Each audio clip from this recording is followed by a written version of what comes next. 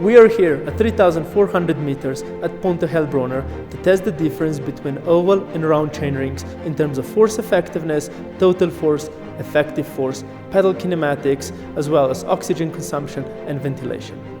We're comparing all these parameters at two different altitudes, 3,400 meters and 800 meters. The reason we're doing that, because we know from the literature, the higher up the mountain you climb, the performance declines. However, not many cyclists know why they get fatigued at higher altitudes. My name is Dr. Borut Fonda. I'm a program director at Cycling Science and an assistant professor at the University of Primorska, Slovenia.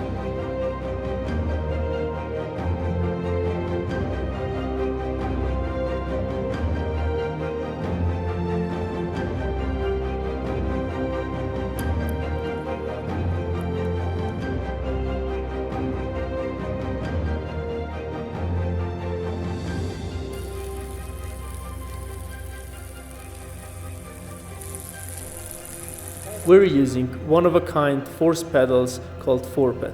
ForPed allows you to comprehensively analyze the pedaling stroke. It does that by measuring forces in 3D dimensions as well as torque and pedaling kinematics, and it measures all that with a very high level of accuracy. Everything is acquired wirelessly at a very high sample rate of 450 Hz, wirelessly transmitted via Bluetooth to a very user-friendly and smart application on a tablet. All the parameters of force effectiveness, total force application, mediolateral force, as well as stability on the pedal are automatically calculated immediately when the trial is done.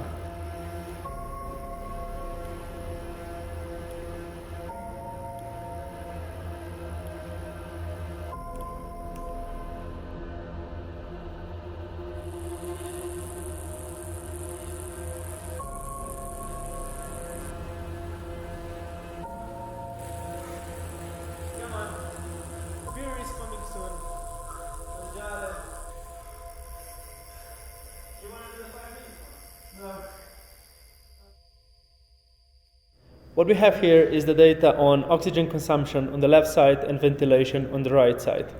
Blue bars represent oval chainrings, whereas orange bars represent round chainrings. We can see quite a substantial difference in oxygen consumption as well as in ventilation between the two different types of chainrings. So the data on force effectiveness displays very nice difference as well between oval and round chainrings. On the left side here, what we see is the force effectiveness of the first quarter of the pedal stroke. That is from the top dead center to 90 degree. And we can see here for the oval chainrings, there is a force effectiveness is increased compared to round chainrings in the orange bars. On the right side, we have the information on force effectiveness of the second quarter, where the difference is even more substantial between oval and round chainrings. This is essentially the biggest difference in pedal stroke analysis that also explain why there is a drop in oxygen consumption and ventilation using oval chainrings. The results here at 3,400 meters showed quite a substantial difference between oval and round chainrings. The most visible difference was in oxygen consumption with 7% drop and in ventilation with almost a 15% drop using oval chainrings compared to round chainrings. Now, when we comprehensively analyzed the pedal stroke, we found out that there was much less total force generation in the first and second quarter of the pedal stroke. This essentially means that the effectiveness, the force effectiveness of pedaling was increased using oval chainrings compared to round chainrings.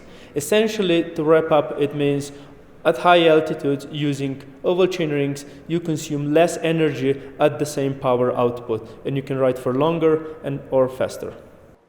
After repeating the trials on 800 meter altitude, we have found the exactly same trend when comparing round and oval chainrings like we did on 3,400 meters. It's interesting to note that there was a 30% increase in ventilation and a 10% increase in heart rate when comparing high altitudes to low altitude. This essentially means that the rider had to get more air into the lungs and pump more blood to the muscles to deliver the same amount of oxygen to the working muscles. This is a requirement to sustain the given power output.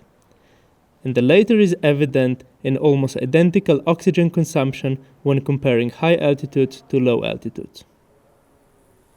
Our data show that the higher you climb, the more effort you have to put in. Therefore, it's important to maximize efficiency and effectiveness, and you can improve both of them by using oval chainrings according to our study. Try an oval and never look back. Absolute Black.